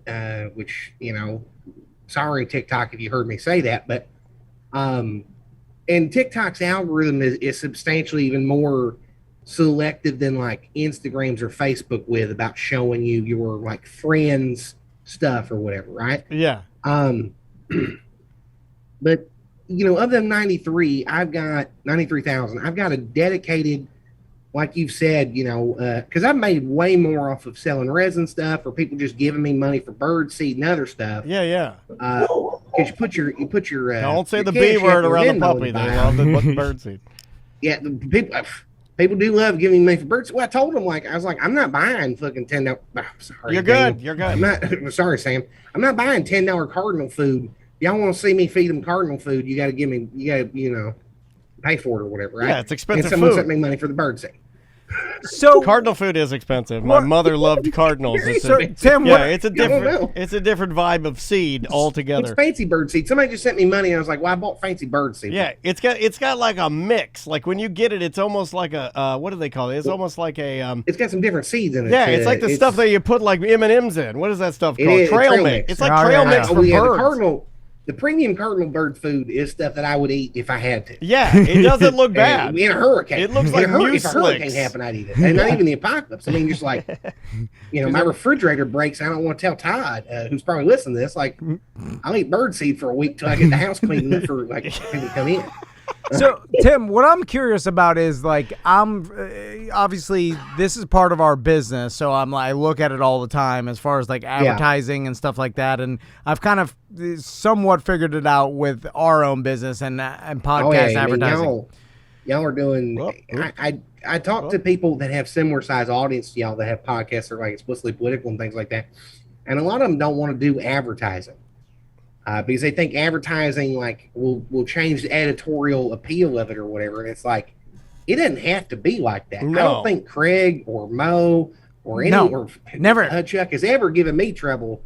Craig doesn't care what y'all do. Mo doesn't get Not like, one any of advertiser in our entire history of Ever. TND Media. Ever. Not one. We've had over 100 at this point, easy from 10, 12 years ago. Yeah. Never. And we're sitting at 12 years now. Not one Not one. time, not even an email or someone even suggesting like, "Hey, I'd Not rather." a mention in passing. Never even mentioned it No. one time in 12 years of doing business. Any advertisers ever told us like, "Hey, I want you to like stay away from this or don't talk about this. this." The only time we've ever danced with this is one time, and it was with Bart Merrick, and it was because we pulled back on his commercial, and he said, "Nah, I don't want that. That's straight not why one, I yeah. pay you. I But- don't pay you to give me the straight read. I pay you to But- give me the thing that works." But- yeah, because I mean, the straight read he can get from anybody, but you're So anyway, Tim, I don't want to talk about us. I was just kind of Yeah. giving the backstory of like I kind of have a general understanding of like advertising in this new media form, and what I don't and I can't grasp because it's so many different things and content and audiences is the how you do what we're doing, but on smaller social media, like, and by smaller, I mean like smaller amount of time because we're doing longer shows. yeah. you basically you will on TikTok when you get big enough, you get invited to the creator marketplace, right? And that is where brands will work on brand collaborations with you and all. There's I should send you the story from the people that did it, but they basically became fake Instagram influencers. They were able to buy bots, and they were able to make money off of getting brands to give them sponsored post deals, right? Yeah, there was a documentary about this. I think it was like Fake Famous, and they talked about a little bit about the game and the bot game, and then like building an audience, and like it's a lot of it's fake, and a lot of it's just your audience is actually fake, but companies will throw money at you just based on the number. So if you're Right, They they'll take don't- the chance. Yeah, they on the chance, and it's so cheap for and them. well, it is so cheap for them, but there's a lot of there's a guy named David Graeber who wrote a book called BS Jobs, but he didn't call it BS Jobs. I still not read it all the way, right? But there's a lot of BS jobs in this country, and advertising is kind of one of them in a lot of ways anymore. Because the old school man from Madison Avenue, in the flannel gray suit, that doesn't really exist anymore because we don't have the same media landscape. We still see, I think you see on average like 5,000 something commercial impressions a day of brands and things like that. And, Coca-Cola and Pepsi spend so much money just to reinforce that they exist. Yeah. Right. So much advertising is not to convince someone that your product's real good or whatever. It's just to remind them that you exist when the choice is presented to you. Because see, we don't have any actual revolution in this country. We don't have any actual change, but we do have Five Below in consumer goods. You know what I mean? They're not gonna make they'll make your material conditions better, but they won't make your political conditions better. And if you're, they've traded so much of like a safety net in this country to have cheap consumer goods. You know. Yeah, we just and- want garbage that we Well, throw away and then Yeah. more garbage. Yep. Break the garbage, get more. Well, we want that because if you're presented with the alternative, like when it was first coming around, you know, you buy something that costs $80 and you might not have to buy it ever again, or you buy something that costs $20 and you may buy it again because it may break. It's the Harbor Freight syndrome, you know. It's like this tool is not going to last, but it's also not priced to last. And we've kind of become an economy dependent upon that. But in doing that, we have lost the traditional advertising model, and now it's all influencer marketing because the company has to pay to buy the goodwill you've already built up because they're not remembering you. Correct. Like a lot of the people that have used Bart Merrick probably did not remember Bart Merrick's name, but they remembered he was the realtor from Tom and Dan. Does that make any sense? Yeah. You're just you're the more you say it, the more just the brand It gets out builds there. up in their thing, but also what they get now with the advertisers and a lot of with the influencer marketing is you're not really buying the audience. You're buying the audience. You're buying their attention, but you're buying the goodwill they built up to the person over that time. Yeah, it's almost know? like you're buying a connection to So, the relationship well, or almost an introduction. A in some sense. parasocial relationship, yeah. Sure. The parasocial relationship that people build up with you, the advertiser is buying your access to that. You know, it's the same. Go ahead, Tom. Well, Tim, I want to ask you, like, very simply, like, because all right, in another vein, our company has paid for advertising, and we've bought like billboards and buses and things. So we understand how much those things cost, right? And let's go with buses, right? It's like it was $1,200 a month for 2 buses to have a one side wrapped in the Tom and Dan thing, and that's what it costs, right? And those buses drove around. They had different routes, and they told us the routes. And you went through a media company that sold the advertising, blah blah blah. Yeah. So, but I assume, all right. That $1,200 a month, like even driving in traffic, you're seen by X amount of people, way less than 90,000, right? Oh, yeah. And I mean, but you're not. Yes and no. At the same time, you got to remember how people respond to the advertising. Now, again, I'm not trying to diminish that. You know, if you want to give me $1,200 to advertise Tom and Dan, friend, I'm about it. I'll make you on my whole thing on TikTok, right? well, that's what I was going to ask you. Yeah, as far as, he is getting to that. because I'm getting to a point to ask you: would that work? Because I understand there's differences. Like obviously, you see a bus, and there's like, oh, there's an understanding that like, oh wow, these people like there's a monetary. Yeah, generationally, a bus speaks to a certain age of person, though, doesn't it? It does. It does. It also adds legitimacy. Some of that old media has a legitimacy. Yeah, that's why we did it. Yeah. It's the only reason we did that it. is you're paying for the legitimacy of your bus ads to be on there more so than you're paying for the exposure on the side of the bus, right? Yes. It's reinforcing when you're doing something like the bus advertising, you're trying to reinforce that Tom and Dan exists to somebody whose buddy has been telling them about that podcast. And it's like, well, they got to be good because they got a bus ad. For $1,200 with influencer marketing, brother, y'all could probably get some very big people to make like 1 or 2 posts at least. I mean, because some of these brand deals will pay you like, I got a buddy, an internet friend who's real big on the TikTok. Nice. LOL overruled. Y'all ever get into him? He's a public defender from up in New York. Okay. Right? And then another one, Good Trouble or whatever. But, you know, ask Heather. Heather didn't get paid from Liquid Death Metal. They just sent her a bunch of Liquid Death Metal. Their Liquid Death, the can, I got some sparkling right here. can. Daniel's drinking it right now. I actually like this. Yeah. The only reason I'm drinking this, I just saw it on Heather's feet. No, I'm kidding.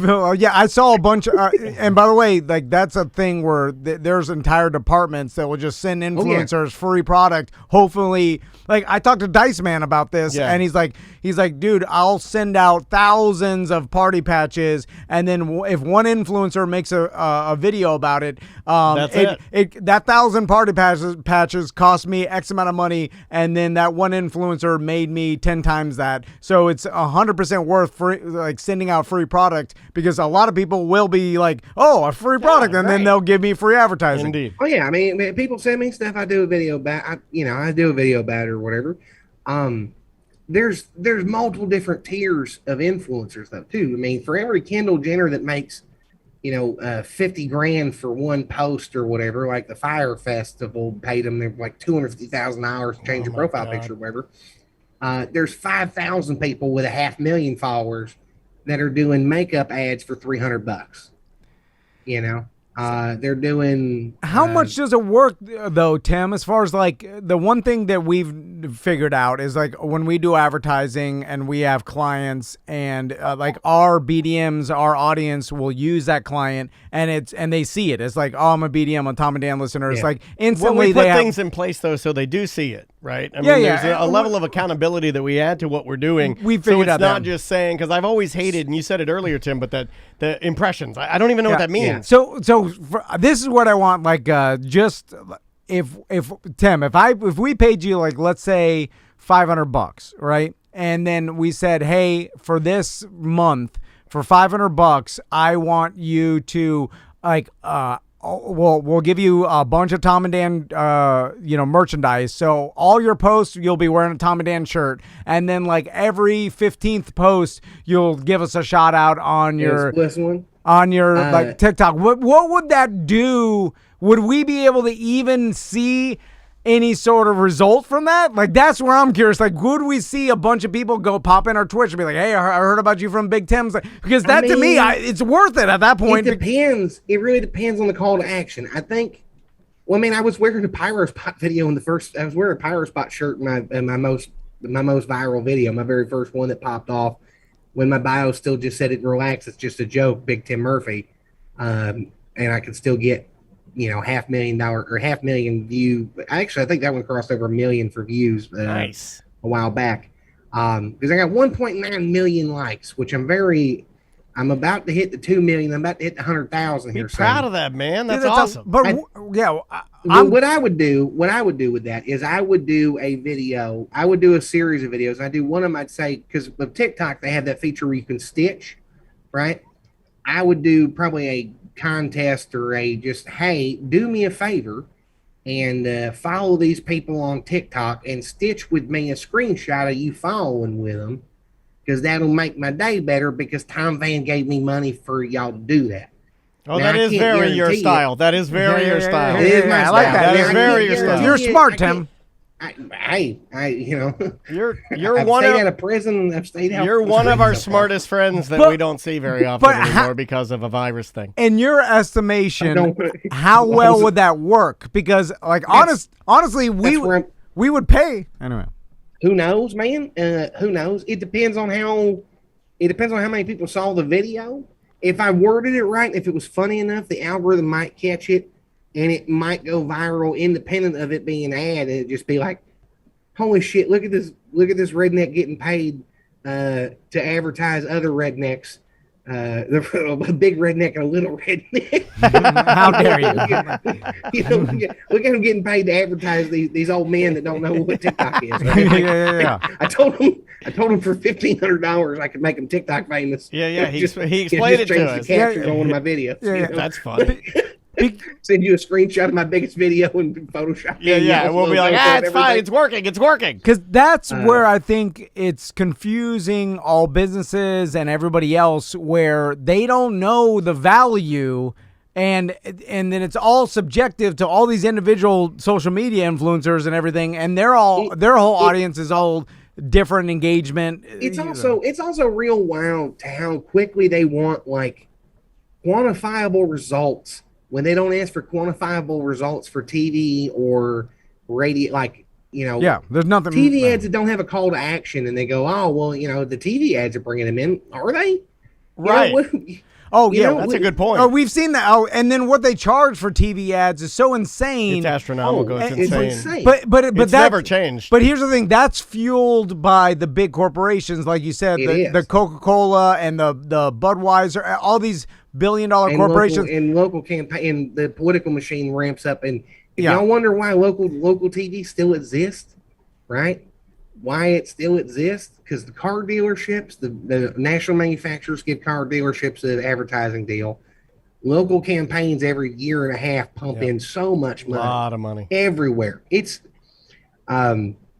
It's ridiculous how much money they pump in. But you talk about like the quantifiables of advertising. You remember the Facebook did the pivot switch to video a few years back that ended up being total BS? Yeah, I remember And that. destroyed a whole bunch of newsrooms because they had reporters that told them, hey, the future's all video, and they artificially bumped up their numbers. Tom, do you remember that at all? So, explain to me again what happened. All right. So Facebook a few years ago, we ever heard of a website called crack.com? This is an example that would be real easy for you to see. So Facebook told a bunch of their bigger like platforms, New York Times, Cracked, a bunch of like pages, hey, everyone is going to be using Facebook to watch videos. So you've got to make video content, right? And a bunch of these companies started pumping out video content. A bunch of local news places started putting out local video content. A bunch of places started doing video content. And then it later was announced that Facebook inflated those views up to 9,000%. Because Facebook would count you scrolling past the video for more than a second as a view. Right? So if it played for more than a second on your phone without the sound on, they counted it as a view of the whole video. Right? And that's what they were investing this whole thing on. So that crushed Cracked. Cracked fired all these people. Cracked was awesome. Cracked was awesome. Cracked is coming around and coming back a little bit, but that led to a guy named Robert Evans, who's got that Behind the Bastards podcast now, who has his own network on iHeart, who people say might be a Fed because every time there's a Marxist in history, he brings up how. Either way, that's me getting deep into. That's fine. If you want to listen to more of that, for the listener. Well, let's plug your show real quick. Where can people find you? Radicalizing Rednecks. Radicalizing Rednecks. I listen to it all the time. If you search just Big Tim Murphy in any podcast app, because the RSS feed is still just Big Tim Murphy at Lipson or whatever. Because I used my own. I didn't change my. No need. You don't want to get rid of those viewers. That was a smart idea. I didn't know you couldn't change the RSS feed later on. I wouldn't. Leave it alone. I'm not now. Yeah, I'm not now. But it's a good show, Tom. And he bought a $50 shovel.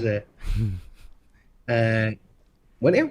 No, you bought a $50 shovel. I was listening to the latest episode. You were talking about buying a $50 shovel. That's an expensive ass shovel. Essentially, there's $100 shovels that are even nicer. So, Tim, just so I understand you, essentially they got caught cooking the numbers because they were getting. Well, they admitted to cooking the numbers. They just straight admitted it, and it was a bloodbath. Right? It was a bloodbath for advertisers, a bloodbath for content creators. It was a huge thing, and ever since then, people are a little skittish about stuff, but it does make you wonder, because I've got 91,000 followers or whatever, 93 or something. I don't know. It's not 100, that 92.9K. It's not 100,000 yet, right? But there will be times where I will go live prime time and I'll get 4 people watching, And it's like, do I really have 91,000? Right. Yeah. Or do I have 20,000 and then 70,000 bot accounts? But at the same time, I've got commenters that are my regulars, just like y'all do. And it's like, getting to be a couple hundred of them that'll comment on things. There's about 30 or 40 that'll comment on anything I ever make. Right. But because I've built an audience, my audience, I have been very upfront, like pretty much right away since that video went viral the first time, about what I'm about and what I'm not going to tolerate, right? That's where it comes back to where I was telling you about. I did that video with 100 SPF, the one that got big. That's the one that actually got me banned. Not that video, but the reactions to it, because it was about indigenous people, and it was about how I'm obviously not native to the United States. I'm obviously not native to a subtropical climate because I have to have 100 SPF screen on, which comes back to that Modern Warrior guide telling people, hey, colonizer, because there's some people that get really mad about being called colonizer. Yeah, I've seen those videos. And it's like, homeboy, you were obviously not from this continent. You were obviously from somewhere where it is colder and darker because of how fair-skinned you are, right? Like, it's fairly obvious you ain't from here, right? And I push back on people. I push back on anytime anyone's racist, sexist, classist, ableist, any of the isms at me, right? And the way TikTok's thing works is if you get mass reported, they'll suspend the video for whatever reason because they don't have human AI to go back and look at it, right? Oh, I didn't know that. And I got a lot of bullying and harassment strikes back for telling people that, like, one guy told me, he's like, they're lucky we didn't get around to wiping them out. Oh, my God. So I replied back with the address of the corner store and said, if you'd like to come tell me that in person, you give me a 30-minute heads up and I'll walk over there. Because one time I gave out my address to a That's guy. an aggressive TikTok. I'm just trying to do a dance. You know, and Tim's out there beating people's ass. I just pee my pants. Yeah, Tom beat his pants on there. I'm trying to learn dances, and Tim's whipping people racist ass. And the corner store's whipping some racist ass. I had one. I gave out my actual home address because some dude told me, and it ended up, my commenters ended up figuring out it ended up being, so this dude comments, there was this trend going around TikTok where there was a video and it was making fun of the end of Remember the Titans, the football movie that's also like a black football movie because Denzel's in it and it's mostly a black cast. Okay. So people, there's a horrific problem on TikTok of black creators making something and then white creators taking it, stealing it, and getting bigger because the algorithm, a lot of the users of TikTok prefer to see a white face do something. That's called the Elvis. That's what they like, right? And there was one where they were doing the end of movies things, and it was referencing black movies. And it's like, well, just use the breadth. So I did a video where I did duetted, which is where you were on the other side of the video, right? And a fellow was like, hey, white people, just use the Breakfast Club soundtrack. Don't use this particular song that's from this particular black movie. You're referencing, like, I've got enough black friends and such, and I watch enough black movies. I know the trope they're doing. It's not really for us to do that. I'm not calling you a racist because you did that video, but if there's an alternative that's more fit with your culture, just do that one. Which led to a guy telling me he was 6'4", 240 pounds, because I replied back to him with a video that said, you wouldn't talk like that. And I was smiling because I just got my tax return. You would not talk like that in person around me and my friends or in my neighborhood, right? And I really don't think the dude would he wouldn't make light of the end of black movies at the corner store in my neighborhood over here in Sanford by the cemetery next to off of MLK and Airport. Yeah, most people wouldn't. You just wouldn't do that, right? Because you wouldn't act like that in public.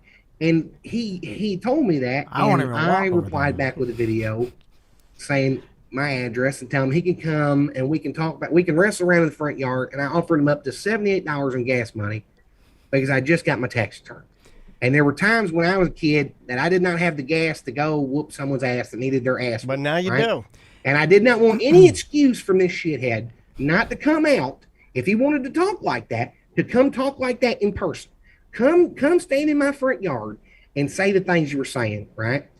Well, I put the phone down. I turned off notifications for TikTok a long time ago, right? I've got notifications off for every social media app there is. The only notification I have on is text messaging. Otherwise, I am totally disconnected from it unless I want to look at it, right? Well, I was kind of shadow banned. I wasn't expecting to go nowhere. That video hit 10,000 likes and got shared a bunch and got a bunch of comments on it. And the people ended up figuring out that guy was probably not even a real adult. It was probably a teenager because he only followed other teenagers from Texas and all. So he was either a pedo or a teenager. Could have been Horatio Sands. Yeah, a little bit of Horatio Sands thing, which Jimmy Fallon was emailing back too. I know. I read the entire on my lunch break, Tim. I read the entire court document because you can download it, and I read the whole thing. Yuck. It is. Yeah, Tom, get that thought out, friend. By the way, the algorithm eventually deleted that video for bullying and harassment because I was, but for a while there, it showed a warning. The actions in this video may result in harm to your health when people stitched with it and duetted with it. So, also, I've heard that and this is from people that do Facebook as primarily their social media business or whatever. Sure. they've told me some things, and I've started to learn about like other the media and stuff.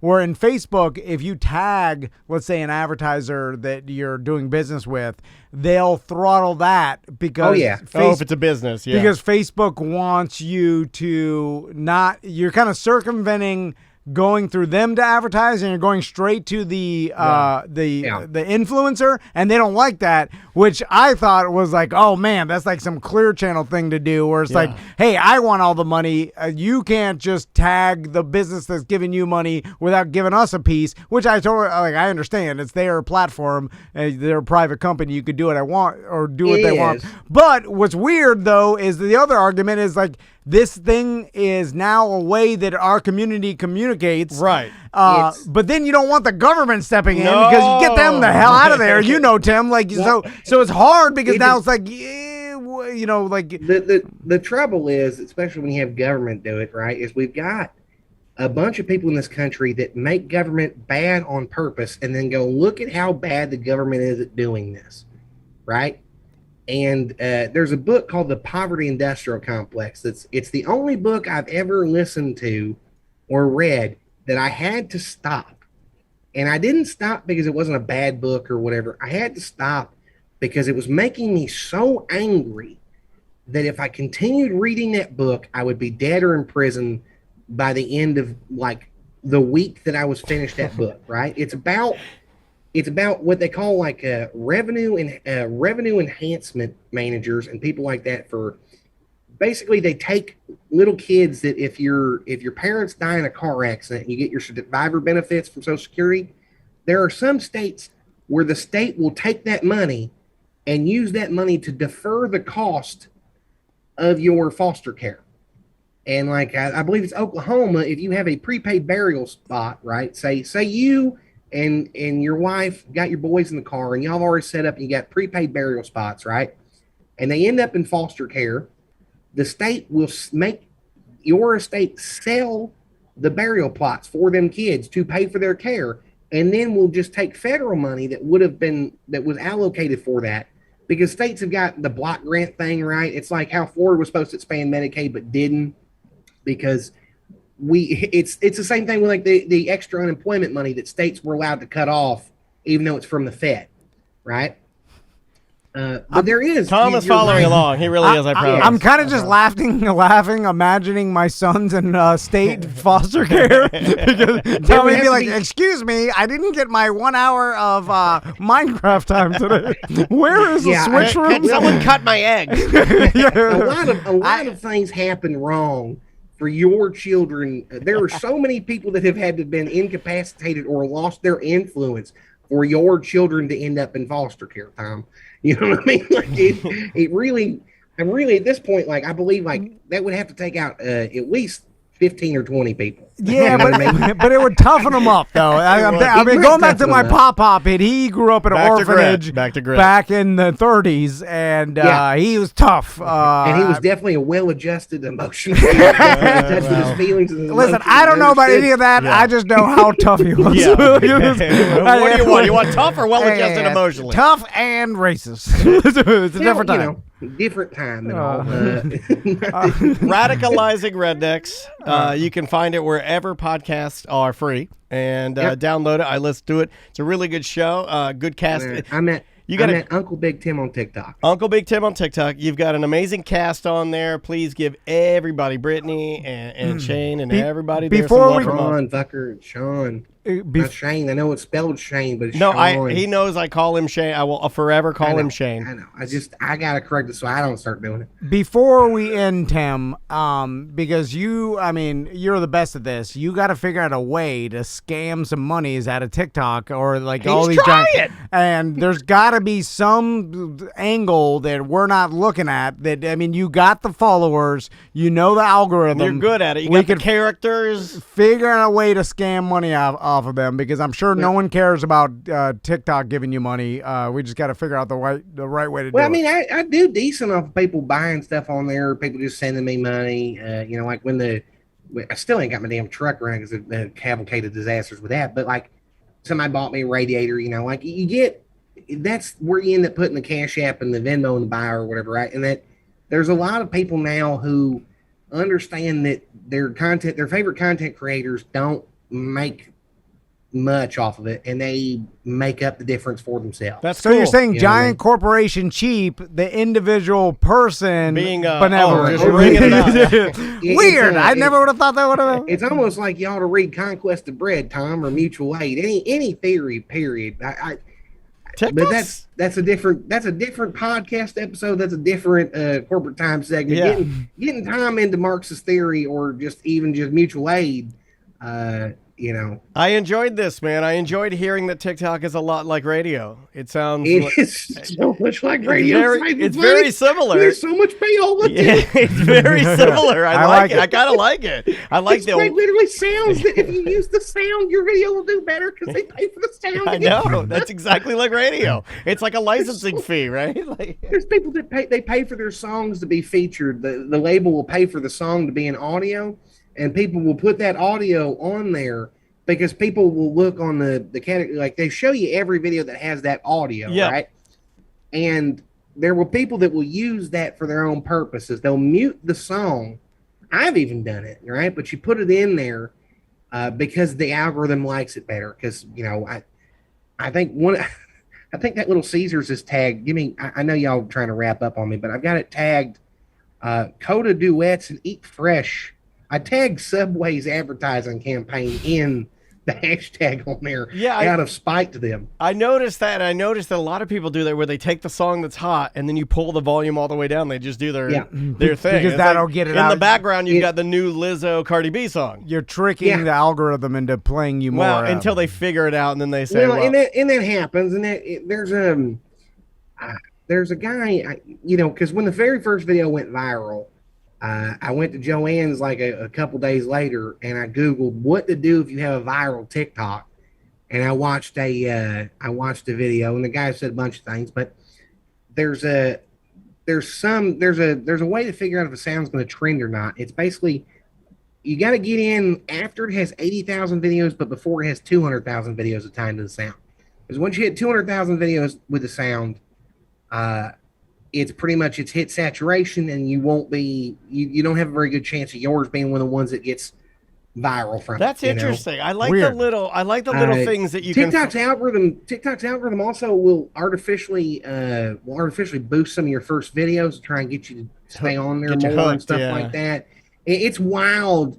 TikTok's For You algorithm is one of the most advanced machine learning things they've ever had, and it's very like we gotta one day figure out what's in that thing, man. I love it. All right, Tim. Well, we gotta go because there are breaks, and now we're Yeah, back. I We're an understand old FCC. I gotta go churn the butter. There's an antenna, and wall. It can only go so far. It's like a wagon. It goes from here, maybe Brooksville. It doesn't get to St. Augustine. No. Bridge of Lions, it cuts out. Melbourne, maybe. Anyway. God forbid they download it and they hear say the F word. Brother, forbid. we love you. Be good. Give your dog a squeeze from us, and we'll talk to you soon. Stop recording or whatever. But Tom, you ought to reach out to Clear Channel and get the iHeart deal like Robert Evans did. Who? They don't talk to me anymore. Podcast network on there. I talked to him a little bit. I'm like, they can do nothing for me. They don't know what's They can't going do on. it for you? No, they They don't Did like they already us. offer you the network thing? Or whatever, the umbrella of. Everybody's working from home. Nobody cares. Nobody cares. The world is ending. Yeah. Either way, but yeah, they gave him his own because they're now doing like sub labels like the old record industry used to do, where you have your own sub podcast network on iHeart.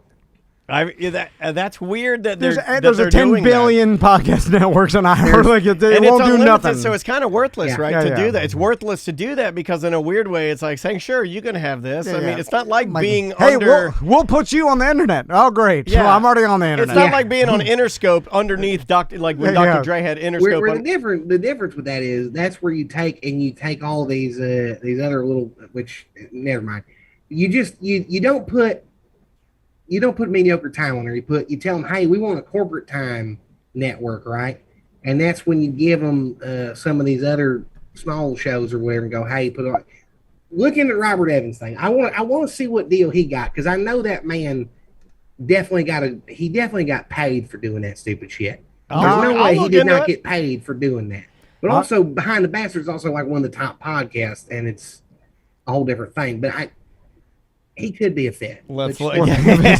Listen, if I know them, that if they're promoting him, they've got a piece of it. That's all Oh, I know. I'm sure they. Oh, I know they do. Well, they bought the network he was on. Yeah. Okay. Well, that's it. They bought How Stuff Works, but then they gave him his own vanity label. Yeah. I think that's a whole other box of politics and business. It's Well, like a lot of the theories when you see, and Tom's got to get out of here, but I'll tell you this: a lot of the theories that they say on other podcasts that I listen to, is that the reason they do those is because they're so fearful. They got into the podcasting game so late, and they're extremely fearful that in buying that and scooping up his studio, that it will fail. So, in a lot of ways, what they'll do is try to keep that main person seemingly in charge of what they have going. Do you understand what I'm saying? Yeah, so it yeah, doesn't. yeah. So it doesn't Yeah, immediately. he's definitely got a non-compete built in there. I'm sure he's got a non-compete from all that shit, but it's more of just they gave him, it was a way for you to get a piece off of like the Swervy Jones show type shit. You get Clear Channel to give you the network thing, and then you put a bunch of these other ones on there, and then don't worry about it. Just, I gotta take a shit anyway, so we'll see. We'll talk soon, Tom. Okay.